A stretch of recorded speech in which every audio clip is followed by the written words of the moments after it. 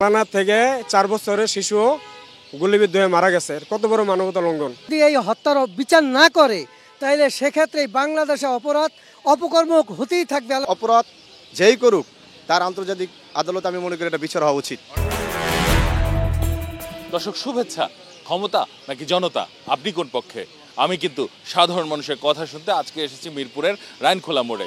আমি আসিফ সমিত, 21 টেলিভিশনের নিয়মিত আয়োজন জনতার কথা অনুষ্ঠানে সমসাময়িক বিষয়ে শুনবো সাধারণ মানুষের মতামত। আমাদের প্রত্যাশা দেশে শক্তিশালী গণতন্ত্র, আমরা চাই সরকারকে সহায়তা করতে। দর্শক শুরুতে একটি প্রসঙ্গ উল্লেখ করতে চাই। আমরা দেখেছি যে বিগত দিনে মানবতা বিরোধী অপরাধ হয়েছে, যেখানে অনেকেই জড়িয়ে ছিলেন, এমনকি সশস্ত্র বাহিনীর সদস্যরাও জড়িত ছিলেন বলে অভিযোগ রয়েছে। মূলত এখন থেকে মানবতা বিরোধী অপরাধে যারাই অপরাধ করবে তাদের বিচার হবে আন্তর্জাতিক অপরাধ ট্রাইব্যুনালে। সাধারণ মানুষ এই বিষয়টিকে কিভাবে দেখছেন জেনে নেব তাদের কাছ থেকে। স্বৈরাচার পতনে যে আন্দোলন গেছে, এই আন্দোলনে জালানা থেকে 4 বছরের শিশু গুলিবিদ্ধ হয়ে মারা গেছে। কত বড় মানবতা লঙ্ঘন! এরকম বহু ঘটনা আছে বাংলাদেশে, কিন্তু এটা সুষ্ঠু বিচার বা সুষ্ঠু ফল বাংলাদেশের জনগণ পায় নাই। যেহেতু এখন আন্তর্জাতিক ট্রাইব্যুনালে সরাসরি এটা বিচারের আওতায় আনতেছে, আমার আদৌ সন্দেহ লাগে যে এই যা নির্বাচনকালীন সরকার ছাড়া এই সরকার কতটুকু সফল হতে পারবে। কিন্তু সফল হওয়া খুবই দরকার, কারণ এই মানবতা লঙ্ঘন দিনে দিন প্রত্যেকটা সেক্টরে ছড়াই যেতেছে। আইন আরও শক্ত করা উচিত।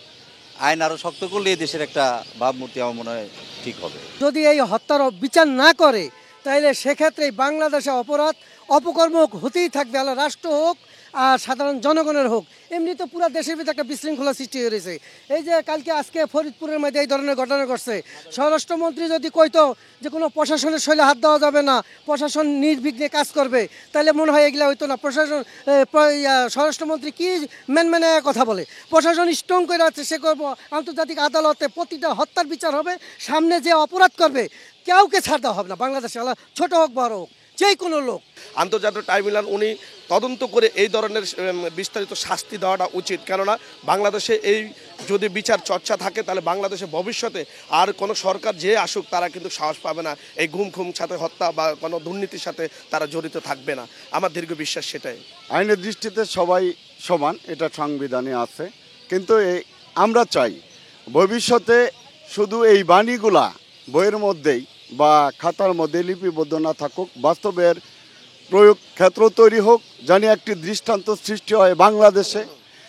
আইন সবার জন্য সমান, এটা জানি আমরা নির্দ্বিধায় বলতে পারি। হত্যাকাণ্ডে জড়িত থাকলে তার ট্রাইব্যুনালে তার শাস্তি হওয়া দরকার, ঠিক আছে। এতে হয়েছে যে দলের হোক, ঠিক আছে, তাহলে প্রশাসন হোক আর যে হোক, তাহলে আমার মতে একমত সমমত। অপরাধ যেই করুক তার আন্তর্জাতিক আদালতে আমি মনে করি এটা বিচার হওয়া উচিত। অনেক ধন্যবাদ আপনাকে। দর্শক আপনারা শুনছিলেন সাধারণ মানুষের প্রতিক্রিয়া। এবার সাধারণ মানুষের কাছে আরেকটি প্রসঙ্গে যেতে চাই। 71 প্রসঙ্গে জামাতে ইসলাম অনেক কথাই শুনতে হয় তাদের। মূলত 71 প্রসঙ্গে এবার ক্ষমা চাইতে চায় জামাত।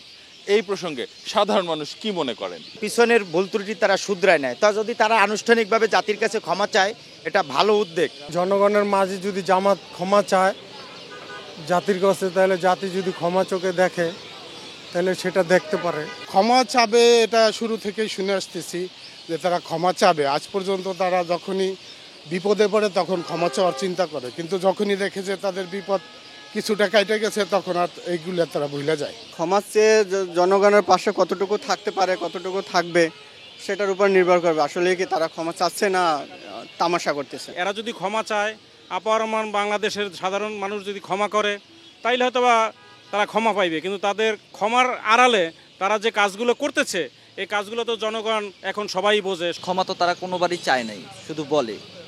আগে ক্ষমা চাওয়ার পরে বোঝা যাবে যে জনগণ আসলে ক্ষমা করে না। ভালো কথা, তারা দেশের শুধু ক্ষমা চায়, যদি দেশের মানুষের জন্য সে তারা কাজ করে, দেশের কল্যাণের কাজ করে, আমি এটা সমর্থন করি। জামাত ক্ষমা চাচ্ছে, ক্ষমা তো মহত্বের লক্ষণ। কিন্তু যদি তারা ভালো কাজ করে, কিন্তু আমরা তো দেখতে পাচ্ছি তারা কোনো ভালো কাজে নাই। দেশের সার্বভৌমত্বের ভিতরে আঘাত আনলে দেশ কিন্তু তাদেরকে ক্ষমা করবে না।